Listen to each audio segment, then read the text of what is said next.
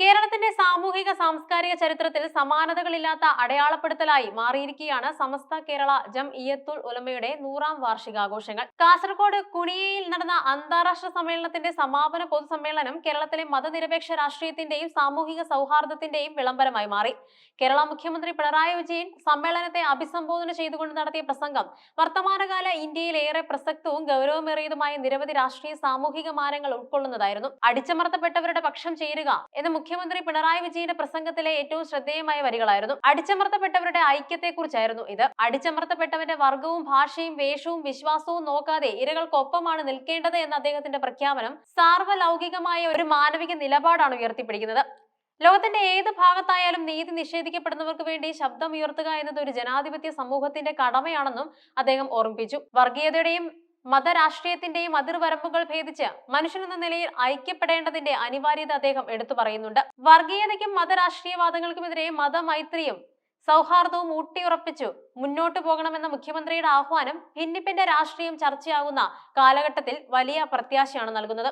കേരളം മുന്നോട്ട് വെക്കുന്ന സമാധാനപരമായ സഹവർത്തിത്വത്തിന്റെ മാതൃക രാജ്യത്തിന് മുഴുവൻ വഴികാട്ടിയാണെന്നും അദ്ദേഹം കൂട്ടിച്ചേർത്തു. സമസ്ത എന്ന പ്രസ്ഥാനം കഴിഞ്ഞ ഒരു നൂറ്റാണ്ടായി കേരളത്തിൽ നിർവഹിച്ചുകൊണ്ടിരിക്കുന്ന സാംസ്കാരികവും വിദ്യാഭ്യാസപരവുമായ പ്രവർത്തനങ്ങളെ മുഖ്യമന്ത്രി ആഴത്തിൽ വിശകലനം ചെയ്തു. ഭീകരവാദത്തിനും തീവ്രവാദത്തിനുമെതിരെ വിട്ടുവീഴ്ചയില്ലാതെ നിലകൊള്ളാൻ സമസ്തയ്ക്ക് കഴിഞ്ഞിട്ടുണ്ടെന്ന് അഭിമാനകരമായ കാര്യമാണെന്നും അദ്ദേഹം പറഞ്ഞു.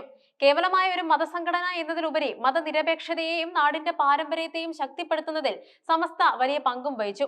യൂറോപ്യൻ നവോത്ഥാനത്തിന് സമാനമായ രീതിയിലോ അല്ലെങ്കിൽ അതിനേക്കാൾ ഫലപ്രദമായോ മുസ്ലിം സമുദായത്തിനുള്ളിൽ വിദ്യാഭ്യാസപരമായ ചലനങ്ങൾ സൃഷ്ടിക്കാൻ സമസ്തയ്ക്ക് സാധിച്ചു. വിദ്യാഭ്യാസ പുരോഗതിയിലേക്കും വൈജ്ഞാനിക വെളിച്ചത്തിലേക്കും ഒരു ജനതയെ നയിച്ചതിലൂടെ സമുദായത്തെ അന്ധവിശ്വാസങ്ങളിൽ നിന്നും തീവ്ര ചിന്താഗതികളിൽ നിന്നും മാറ്റി നിർത്താൻ കഴിഞ്ഞു. ലോക നവോത്ഥാന പോരാട്ടങ്ങളുടെ ചരിത്ര പശ്ചാത്തലത്തിൽ സമസ്തയുടെ മുന്നേറ്റങ്ങൾ ശ്രദ്ധേയമാണെന്നും അധിനിവേശ വിരുദ്ധ പോരാട്ടത്തിൽ ജനങ്ങളെ ഒന്നിപ്പിക്കാൻ ഈ പ്രസ്ഥാനം വഹിച്ച പങ്ക് വിസ്മരിക്കാൻ കഴിയില്ലെന്നും മുഖ്യമന്ത്രി ഓർമ്മിപ്പിച്ചു. സമസ്തയുടെ നിലവിലെ പ്രസിഡന്റ് സയ്യിദ് ജിഫ്രി മുത്തുക്കോയ തങ്ങളെ മുഖ്യമന്ത്രി തന്റെ പ്രസംഗത്തിൽ പ്രത്യേകം അഭിനന്ദിച്ചുവെന്നും ജിഫ്രി തങ്ങൾ ഉയർത്തുന്ന നിലപാടുകൾ കാലമേൽപ്പിച്ച ദൗത്യമാണെന്നും പിണറായി വിജയൻ വിശേഷിപ്പിച്ചു. അദ്ദേഹം പ്രകടിപ്പിക്കുന്ന വികാരവും നിലപാടും നാടിന്റെ നന്മയ്ക്ക് വേണ്ടിയുള്ളതാണ്. സമുദായത്തെ വഴി നടത്തുന്നതിലും അതേസമയം തന്നെ പൊതുസമൂഹത്തോടുള്ള ഉത്തരവാദിത്തം കൃത്യമായി പാലിക്കുന്നതിലും ജിഫ്രി തങ്ങൾ കാണിക്കുന്ന നേതൃപാടവം ഏറെ പ്രത്യാശ പകരുന്നതാണെന്നും മുഖ്യമന്ത്രി കൂട്ടിച്ചേർത്തു. പ്രസംഗത്തിന്റെ തുടക്കത്തിലും ഒടുക്കത്തിലും തങ്ങളെ പരാമർശിച്ചതിലൂടെ സമസ്തയുടെ സമാധാനപരമായ നിലപാടുകൾക്ക് ഭരണകൂടം നൽകുന്ന വലിയ അംഗീകാരമാണ് പ്രകടമായത്. സമ്മേളനത്തിന്റെ പ്രധാന ഭാഗങ്ങളിലൊന്ന് സമസ്ത അവതരിപ്പിച്ച പ്രമേയങ്ങളായിരുന്നു. അതിലേറ്റവും ജനശ്രദ്ധ ആകർഷിച്ചത് ഈദ് ആഘോഷങ്ങൾക്ക് സംസ്ഥാനത്ത് 3 ദിവസം ഔദ്യോഗിക അവധി അനുവദിക്കണമെന്ന ആവശ്യമാണ്. നിലവിൽ അനുവദിച്ചിട്ടുള്ള അവധി ദിനങ്ങൾ മതപരമായ ചടങ്ങുകൾക്കും കുടുംബ ബന്ധങ്ങൾ പുതുക്കുന്നതിനും തികയുന്നില്ല എന്ന വസ്തുത സമസ്ത ചൂണ്ടിക്കാട്ടി.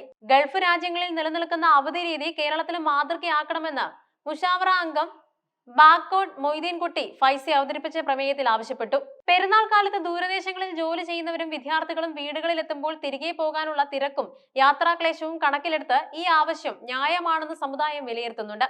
മുഖ്യമന്ത്രിയുടെ സാന്നിധ്യത്തിൽ തന്നെ ഈ ആവശ്യം ഉന്നയിക്കപ്പെട്ടത് സർക്കാരിന്റെ സജീവ പരിഗണനയിലേക്ക് ഈ വിഷയം എത്തിക്കാൻ സഹായിച്ചിട്ടുണ്ട്.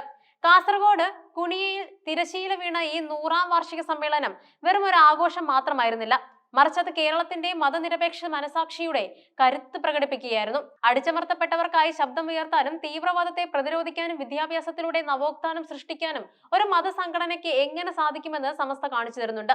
മുഖ്യമന്ത്രി പിണറായി വിജയന്റെ സാന്നിധ്യവും അദ്ദേഹത്തിന്റെ സന്ദേശവും രാഷ്ട്രീയത്തിനും മതത്തിനും അപ്പുറം മനുഷ്യത്വത്തിന്റെ പാതയിൽ എല്ലാവരും ഒന്നിക്കണമെന്ന ബോധ്യം അടിവരയിടുന്നുണ്ട്.